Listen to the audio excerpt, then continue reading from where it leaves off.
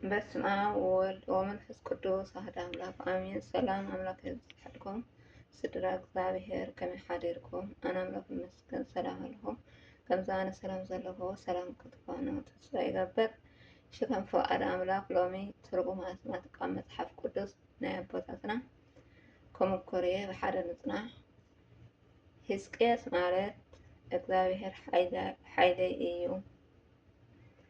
ሕልቅየ ማለት እግዚአብሔር ጊደይ እዩ። ሆሴዕ ማለት እግዚአብሔር የድሕን እዩ። ሆሳኣና ማለት ሕጂ ያድሕነና ማለት እዩ። ሃናንያ ማለት ጸጋ ወይ ፍትወት እግዚአብሔር ማለት እዩ። ፊልሞን ማለት ፍቅሪ ወይ ፍቅራዊ ማለት እዩ።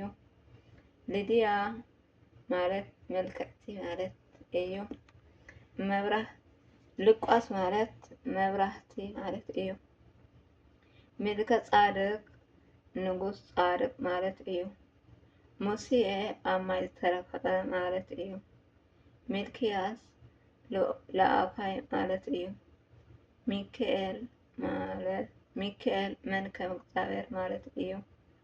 ሚክያስ ንእግዚአብሔር ዝመስል ማለት እዩ። መክበብ ሰባኪ መምህር ማለት እዩ። ምናስየ መረሳስዒ ማለት እዩ። ማርታ መምህር ማለት እዩ። ማቴዎስ ወህብቶ ኣምላክ ማለት እዩ። ሮቢኦም ህዝበይ ይብዛሕ ማለት እዩ። ሮማን ቀይሕ ዕምበባ ማለት እዩ። ሮቤኤል እኒሆ ወዲ ወሊዳ ማለት እዩ። ራሄል ኣንስተይ ትበግዕ ማለት እዩ። ራሕማ ምሕረት ማለት እዩ። ርብቃ መሰሪ ማለት እዩ። ሰሎሞን ሰላማዊ ማለት እዩ። ሲድቅዮስ ናይ እግዚአብሔር ጻድቅ ማለት እዩ። ሶፍንዮስ እግዚአብሔር ይሕሉ ማለት እዩ። ሲምዖን እግዚአብሔር ይሰምዕ ማለት እዩ። ሲዛና ዕምበባ ማለት እዩ።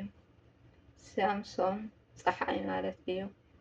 ሳሙኤል ኣምላክ ዝቐመጦ ማለት እዩ። ሳራ ልዕልቲ ማለት እዩ። ሳኦል ካብ እግዚአብሔር ዘለመነ ማለት እዩ። ሴት መተካእታ ማለት እዩ። ሲምዖን እግዚአብሔር ሰምዓኒ ማለት እዩ። ቄድዮስ ቅዱስ ማለት እዩ። ቄዳር ሓይለይ ማለት እዩ። ቅዱስ ተፈለየ ማለት እዩ። ቢታንያ ቤተ በለስ ማለት እዩ። ቤተልሔም ማለት ቤተ ትሕብስቲ ማለት እዩ። ቤትኤል ቤተ እግዚአብሔር ማለት እዩ። ብንያም ወዲ የማነቲ ደይ ማለት እዩ። ቴዎፍሎስ ፍታው እግዚአብሔር ማለት እዩ። ትእምር ተምሪ ማለት እዩ። ናሆምየ መጽናዕናዕ ማለት እዩ። ናታን ህያብ ማለት እዩ። ናትንኤል ህያብ እግዚአብሔር ማለት እዩ። ናኦምያ ደስታ ማለት እዩ። ናፍተሎም ተጋዳላይ ማለት እዩ። ኣበሰላም ኣቦይ ሰላም እዩ ማለት እዩ። አብርሃም ዓብይ ኣቦ ማለት እዩ። አብራሂም ዓብይ ኣቦ ማለት እዩ። አብርሃም ኣቦ ብዙሓን ማለት እዩ። ኣክዓብ ናይ ሓቦ ማለት እዩ።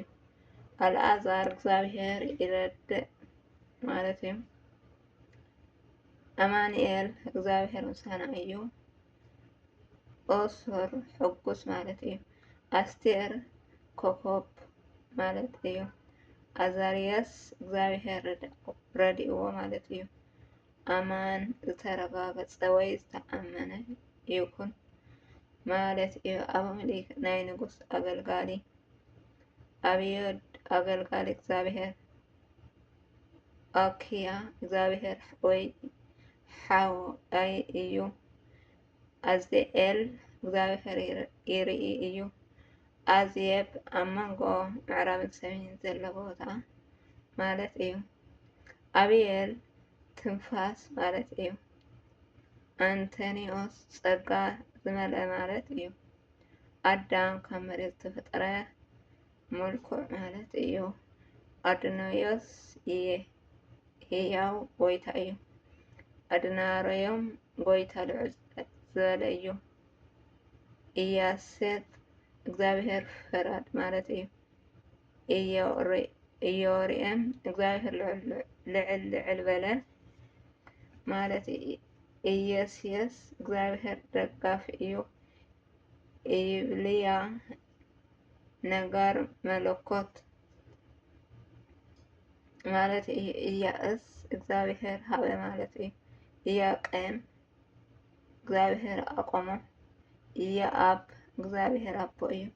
ኢያአትም እግዚአብሔር ፍጹም እዩ። ኢያአክዝ እግዚአብሔር ይሕዝ እዩ። ኢየሩሳሌም ናይ ሰላም ከተማ። ኢየሱ እግዚአብሔር አድሕን እዩ። ኢሳይያስ እግዚአብሔር መድሓን እዩ። ዒሳብ ክስሕቅ እዩ ማለት እዩ። ኢያኤል እግዚአብሔር አምላክ እዩ። ኤልዓዘር እግዚአብሔር ረዳኢ እዩ። ኤልዛቤት አምላክ መሐላይ እዩ። ኤልያቆም እግዚአብሔር የትንስእ እዩ። ኤልያስ ኤልሳዕ እግዚአብሔር የድሕን እዩ። ኤልያስ እግዚአብሔር አምላክ እዩ። አዶም ቀይሕ ማለት እዩ። ኤርምያስ ማለት እግዚአብሔር ክብ ይብል ማለት እዩ። አሽኮል ዘለላ ወይኒ ማለት እዩ። ኤደን ሓጎስ ማለት እዩ።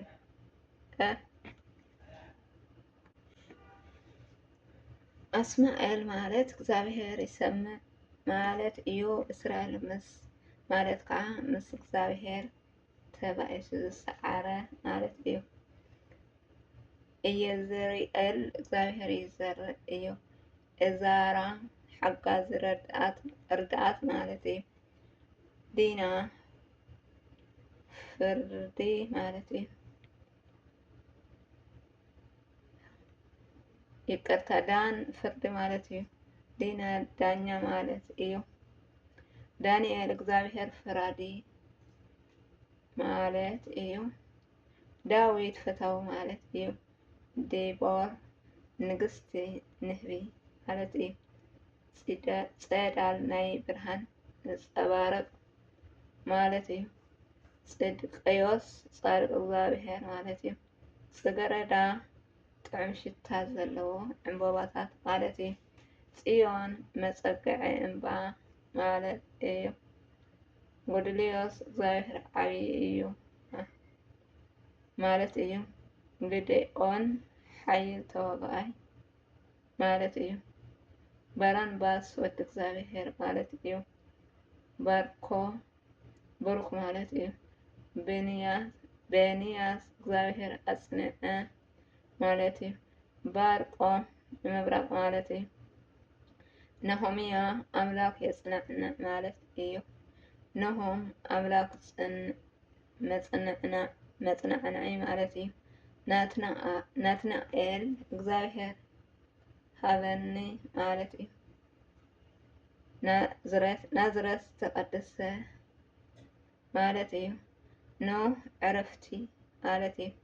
ታድዎስ ውህብቶ አምላክ ማለት እዩ። ቶማስ አመስጋኒ አምላክ ማለት እዩ።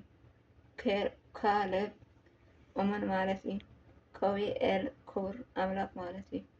ክብሮም ሕብረት ማለት እዩ። ሂልቅያስ እግዚአብሔር ዕድለይ እዩ ማለት እዩ። ክርስትሎብ ዝከበረ እምኒ ማዕድን ማለት እዩ። ኩርቤኤል ዘርኢ ባብሎን ኩርቢቦል ዘርኢ ባብሎን ማለት እዩ።